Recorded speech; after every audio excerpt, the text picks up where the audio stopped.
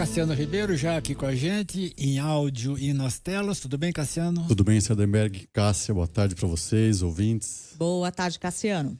E a carne, hein? Pois Ficou um dano, né, para, digamos assim, a imagem da carne brasileira, né? Exatamente, isso que o ministro está falando, né, nitidamente ele tenta colocar aí, amenizar a situação, mas a verdade é que não é todo o setor que está tranquilo, que já engoliu, vamos dizer assim, esse pedido de desculpas. A própria ex-ministra da Agricultura, Tereza Cristina, senadora pelo Mato Grosso do Sul, divulgou agora há pouco um post nas suas redes sociais em que ela diz que isso não mitiga, esse pedido de desculpas não mitiga em nada esses inaceitáveis prejuízos causados à imagem da carne brasileira. Isso significa zero mudança do ponto de vista comercial. E aí, como ela classificou aqui, prevalece o eurocentrismo, né? Isso mostra que boa parte do setor continua descontente com isso. E uma coisa que a Tereza Cristina fala aqui nesse post, e a gente tem que dar razão, é que essa carta ela não fala que o Grupo Carrefour vai continuar comprando carne do Mercosul. Fala que a unidade brasileira vai continuar comprando para atender. Isso continua, vamos dizer assim, colocando em dúvida ali a qualidade, embora eles tenham voltado atrás nesse ponto e tenham falado que a carne brasileira sim é de qualidade. Mas é muito claro que é um protecionismo aí declarado, né, Sardenberg, às vésperas de ter um acordo com Mercosul e União Europeia. Porque fica feio, né? Enfim, dizer o seguinte, a carne não é boa para os franceses, mas é boa para os brasileiros. Exatamente. E o mercado francês, né? Os especialistas falam muito isso. O mercado francês é um mercado de reputação. É um mercado que é muito importante porque ele influencia outros mercados. Então, se a França diz que a carne brasileira, a carne do Mercosul, não atende às exigências dos franceses, outros mercados podem também comprar essa ideia e podem colocar em dúvida. Isso prejudica, de certa forma, por isso que a gente vê essa crise, que virou uma crise da diplomacia brasileira, uma crise de Estado, praticamente, né? Porque o problema nem é tanto dinheiro, né? Que a gente vende pouco na França, né? Mas é a imagem, né? Exatamente. Mas tem até ontem a gente estava falando sobre isso no evento que a gente fez aqui em São Paulo. A economista Zena Latifi fala nessa entrevista que ela nos concedeu, que a Europa já representou mais da metade, ou quase metade, de tudo que o agronegócio brasileiro exportava. Isso 20 anos atrás. Hoje, está entre 13% e 16%. Tendo um acordo, é um mercado importante, que ele pode voltar a ser importante para o Brasil, né? Então, por isso a gente vê também essa diplomacia brasileira sendo um pouco mais...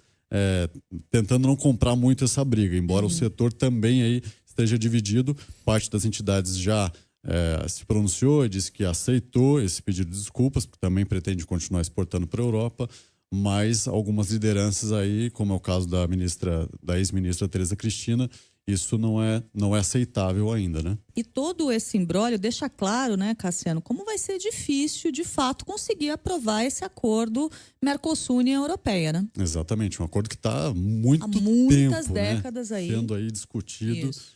Há quem acredita que está perto dele ser assinado e também por isso que a gente tem visto tantas reações, né? E vale lembrar que o Carrefour agora é a crise mais recente, é a maior de todas, mas até a gente falou aqui poucas semanas atrás, no mês passado, a Danone também falou que não compraria mais, também empresa francesa.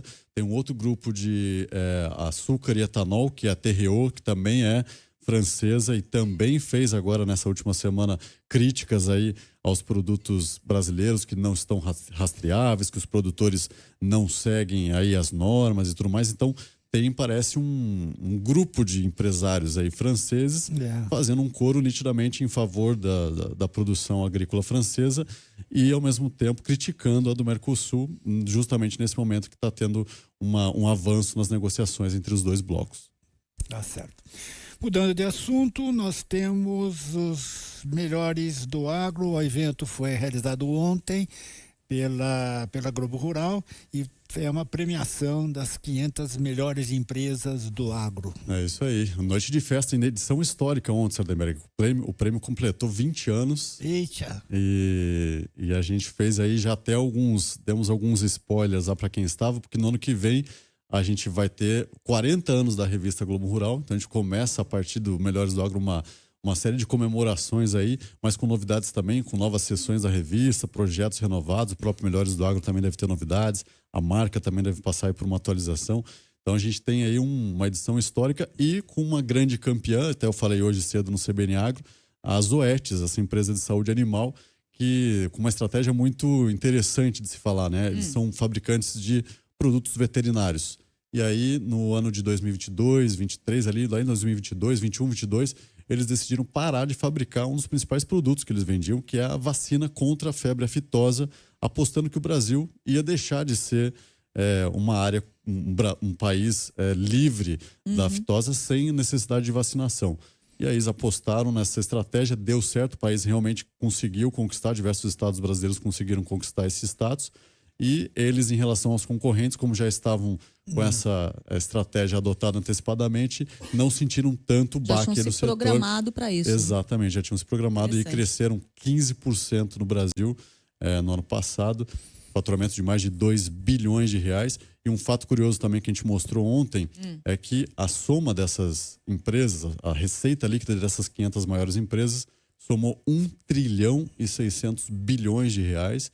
Pela primeira vez desde 2008, desde a crise econômica mundial, a gente vê uma ligeira retração nesse número das empresas do agro, basicamente em função de queda de preço das commodities agrícolas, de frustração com a safra. Também tivemos a tragédia no Rio Grande do Sul, né? Um problema grande na produção de grãos em algumas regiões.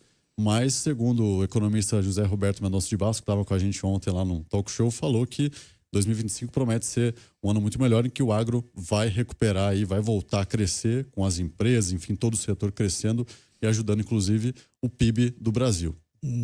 Bacana. E olha, toda a cobertura desse evento na edição que já está aqui nas nossas mãos da Globo Rural deste mês. Juliana vai me ajudar aqui a colocar na tela direitinho a capa da revista. E eu só tumultuo, né, Juliana? Eu vou para um lado, você vem para o outro. Mas agora nos entendemos aqui. Então, isso aqui está nas bancas, a versão física.